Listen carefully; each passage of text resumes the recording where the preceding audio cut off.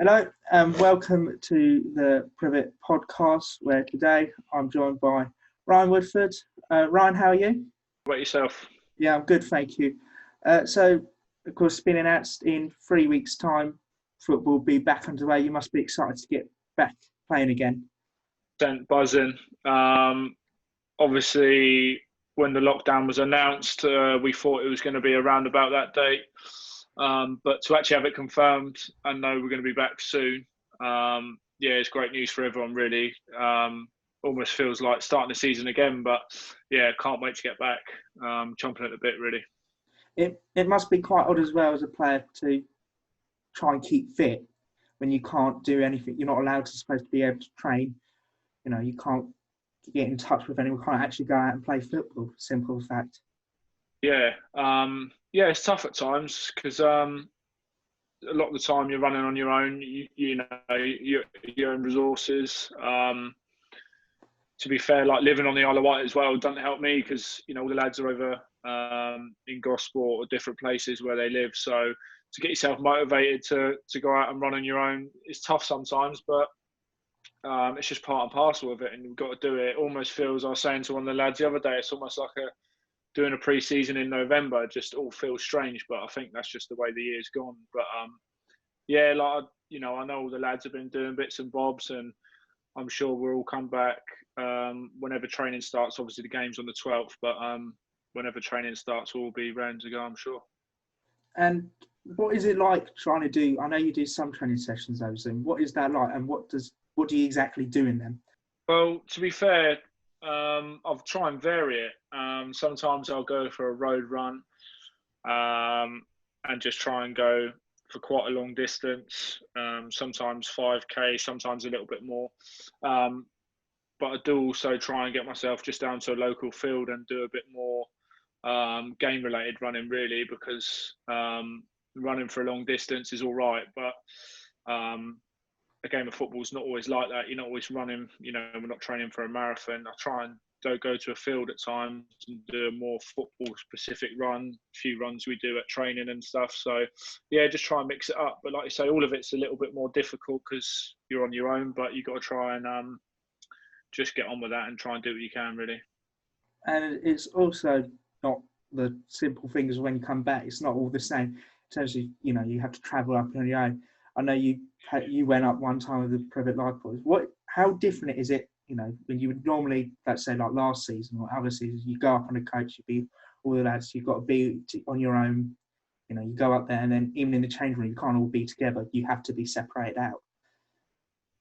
It is difficult. The thing I miss most is, like, we got a great group of lads, and all teams I've played in, I've been lucky enough to play in some good teams, and we've always had a real good team spirit. I've known a lot of the lads that are in our team now. Away game is travelling on the coach because we get there, we all have a bit of banter. Like, you've been on the coach at times, and it's a good atmosphere. You get to chat, you get to have a bit of banter, and you miss that because we travel up in cars and all the whole thing's different. Like you say, the whole non-league scene and everything, it's different for everyone in all aspects of life at the minute. But hopefully, sooner rather than later, things seem to be turning a corner a little bit. Hopefully with a vaccine and stuff soon, and we can get back to normal. Because like you say, there's certain things that are just strange, and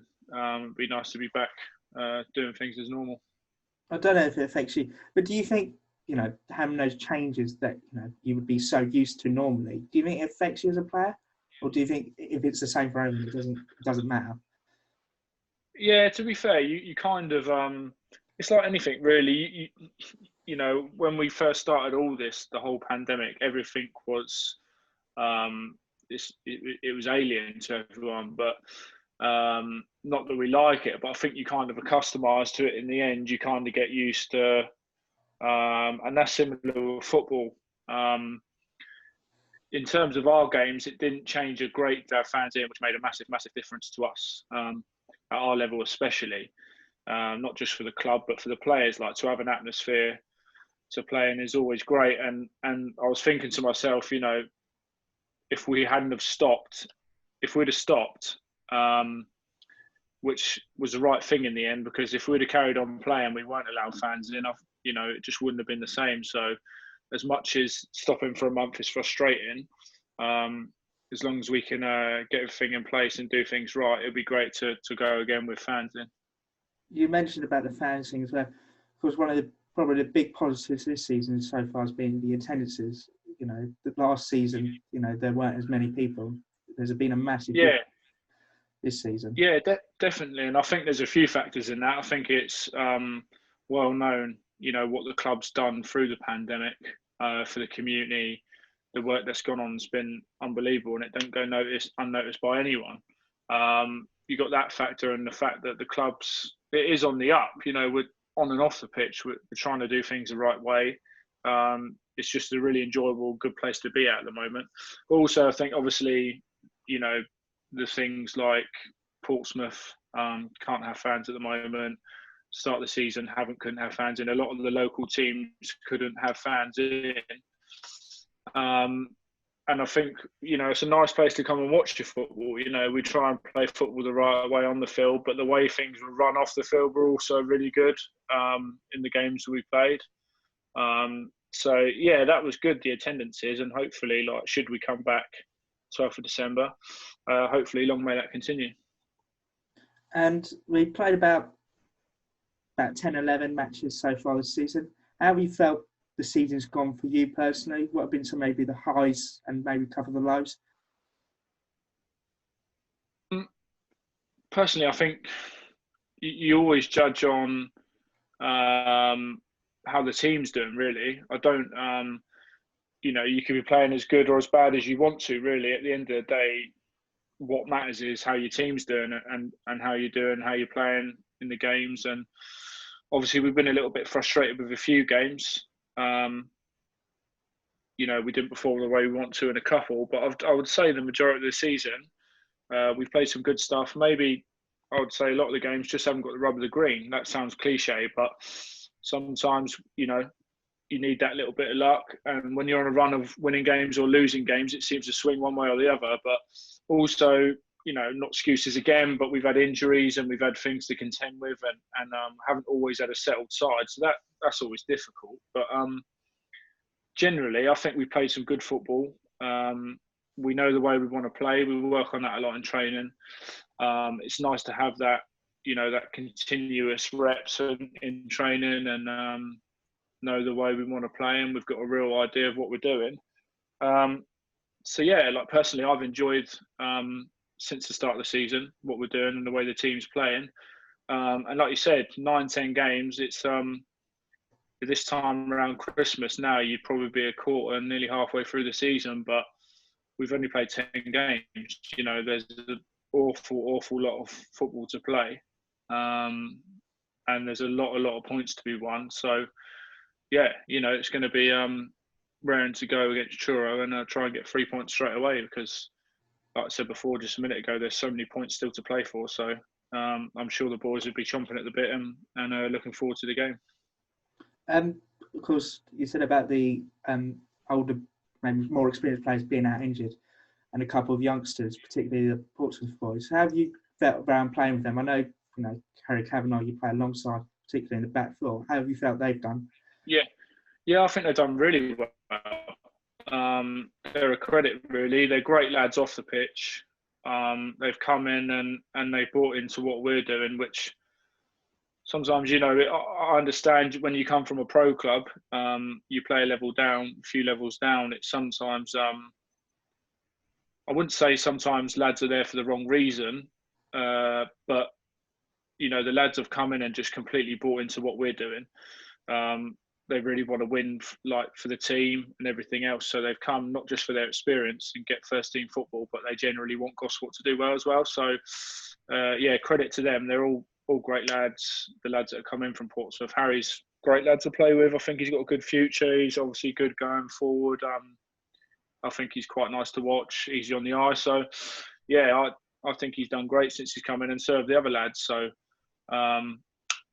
it's difficult sometimes because they get thrown into a level. This level sometimes can be pretty direct. The teams you play against can be physical, but I think they dealt with that well. And yeah, in general, I think they've done really well. Do you think, as well as more experienced player, you notice them doing stuff maybe you did as a youngster, and you're telling them what to do? You know, you can only try and help them. Look, listen, there's nothing I can tell them that they probably don't get told at Portsmouth. You know, it's a great level they play at and train every day. But yeah, of course, you try and help them in terms of what you know from this level. Try and help them along the way. But yeah, no, it's good. Only seems like yesterday I was at that age, and at the pro clubs you're always taught to play the right way. So that's good, and we try and play good football anyway. So it's not like they're coming into something completely alien to what they do at their parent club. But yeah, you always try and help when you can. But yeah, they've done well. They've done both sides of it. You know, they've played well and defended well, and like I said before, really bought into what we're doing. So yeah, it's been really good having them, to be fair. And then now looking ahead, because you said about it, the first game back is against Truro at home, and then away at Hayes and Yeading. How tough are those first two fixtures back? They're probably two of the toughest you can get. Truro is always a tough game. Obviously, they've invested well in their squad this season. They're obviously good last year. They're a strong team. They've got a good catchment area down there, so they're always going to be competitive with the players they can get. But like I say, I'd fancy us against anyone. You know, I really would. I can't say I've ever played a team at this level, you know, that I wouldn't back us to beat, and that's being honest. On our day, and I think if we can do the things we do well, and really be out of that day, as goes with the Hayes game. I honestly don't. It's probably wrong to say I don't fear anyone in this league. I just, I think if we're playing well and doing the right things, I honestly would back us to beat anyone. So, and that's got to be the mentality. You know, we've got lots of points to pick up when we get back into it, and to get 3 against Truro, to get points on the board against them two will only give us confidence to whenever the next game may be. Obviously, there's a bit of a gap at the moment, but winning games gives you confidence, and beating teams like that will only do us a world of good. So, yeah, we need to go into that with a positive mindset and really take the game to them. It also probably help as well. The break has given almost a chance to catch up and get all those injuries, especially to the key experienced players, back in for that during the Hayes game.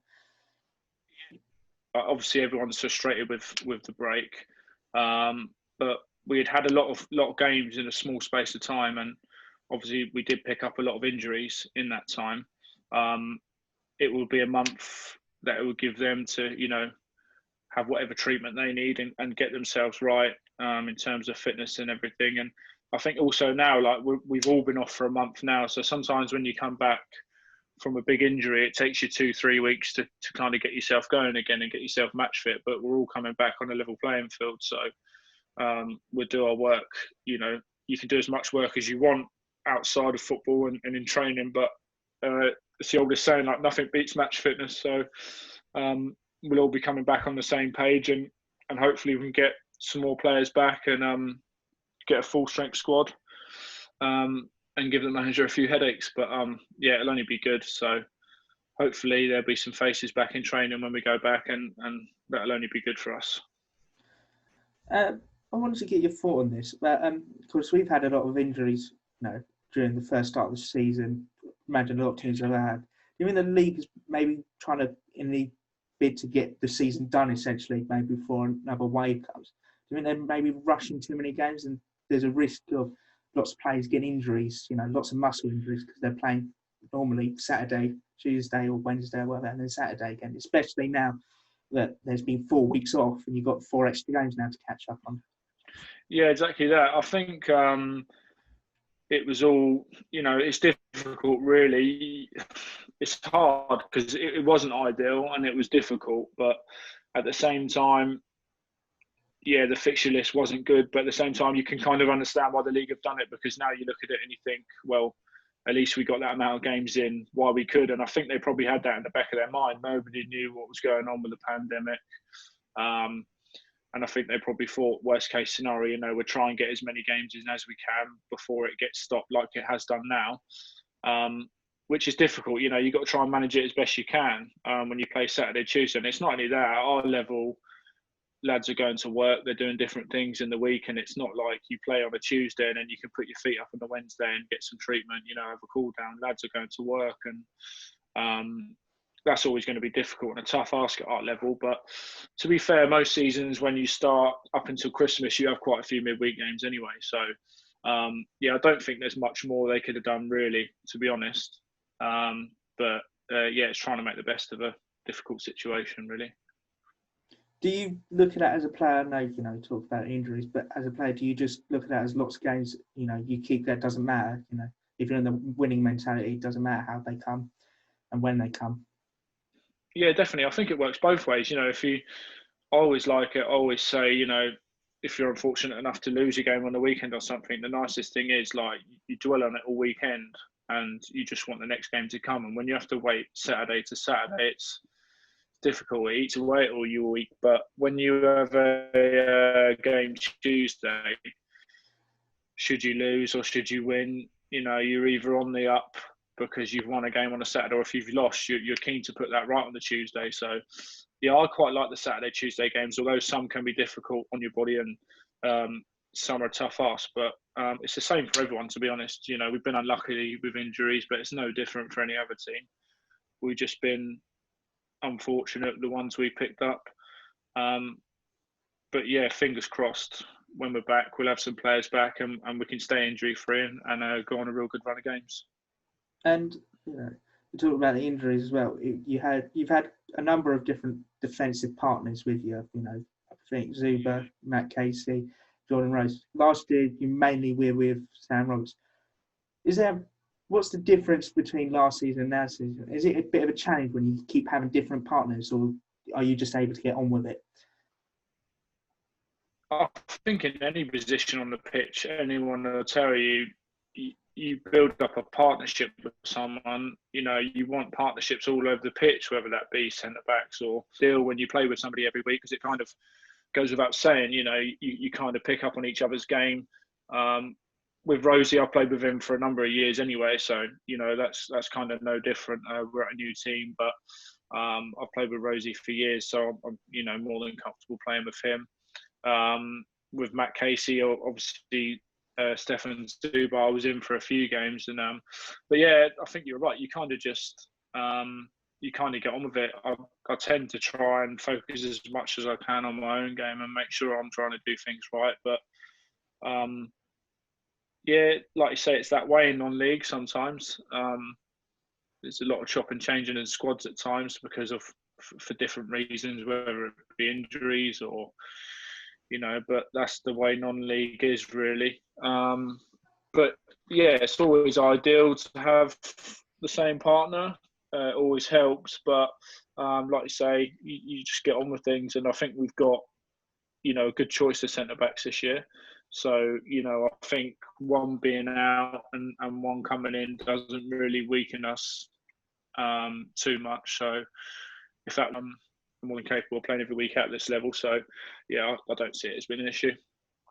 And then also, so there's been, change management. I know you worked for a long time with Sean previously, I haven't, and a bit last season. But how has it been under Sean and Scott as well?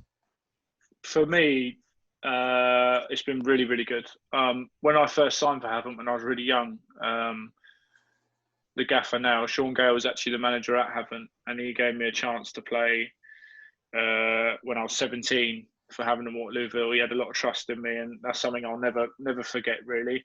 And since then, really, when I signed for him when I was so young, we've always had a good relationship. I've always spoke to him, whether he's been my manager or assistant or nothing at all. I've always kept in contact. He's great. He's got great football knowledge. I think everybody knows how well he knows the non-league scene. He's got bags of experience in it. And I think he's done a great job, really, in terms of the squad he's built. And and in terms of the way we're playing football, and the addition of Scotty, the work that the gaffer did to get Scotty in. Scotty's been brilliant, in terms of we've got structured training. We've got structured training set up, to which we play phases of play. We get as much in as we can, and we'll work on certain things for the games at the weekend. So the way we want to play, the way we feel like we can hurt the opposition and do different things or be hard to beat. So, and like Gailey's got bags of experience in the non-league game and management. I think Scott's got a lot of that in terms of coaching and putting training sessions on. So I think the mix of the two, I would say, I've really enjoyed it so far, and hopefully long may it continue. What have been also some of the differences maybe to last season? Under Miles, who was a lot less experienced in his first time in management. Does it make a massive difference there being a very experienced person, two very experienced coaches involved? Which helps. To be fair to Moles, he done the best job he could, and that no one can say he didn't try, and he done the best he could, and for whatever reason that didn't work out. But I would say the difference between last year and as a coach going down the years, you have a bad run of games, you have a good run of games, you kind of experience it all, and there'll be certain situations in games that you've come across before, and periods of the season where things aren't going so well, things are going well. So there's certain things to say, perhaps little changes to make. I think it's like any walk of life, the more experience you have in something you're doing, experience doesn't always work. That's not always the case. I'm not saying somebody new to doing something can't have an impact, but I'd say experience works very well, because there's lots of scenarios you've kind of got the answers to and you've experienced before, albeit at another job or at this job you're in. So yeah, it's a good mix we've got at the moment, because Gailey's been successful managing at Havant. He's been successful as an assistant, and I think the job's perfect for him this season. I think it's a real good fit, and the addition of Scott, who, from what I've seen so far, is a real good coach. So to me, it's easy for me to say, like speaking on here, but I think it's a really good blend. Cool. My last question before I let you go is, what are your hopes for the rest of the season now? I think we've got more than enough in our squad to be there or thereabouts, to be challenging for promotion, or whether that be automatically or in the playoffs. I think with the squad of players we've got, the management, the way the club's run now, I think we've got all the ingredients to be there or thereabouts. It's not getting above our station. We'll take each game as it comes, and the immediate focus, it sounds cliche, but will be the next game, which is Truro. Try and pick up as many points as we can, and go from there. Take each game as it comes, but I can't see, should we go on a run and play the football we're capable of, why can't we be in and around it? So that definitely is the aim. I know everyone will think the same, and I certainly want to be there or thereabouts. So, and I can't see any reason to why we can't be. There's still a hell of a lot of the season to go. So, let's go and have a right go and see where it takes us. Brilliant. I'm just going to quickly say thank you to Ryan for joining us. And I'd like to thank everybody for listening to this episode of the Privett Podcast, and goodbye.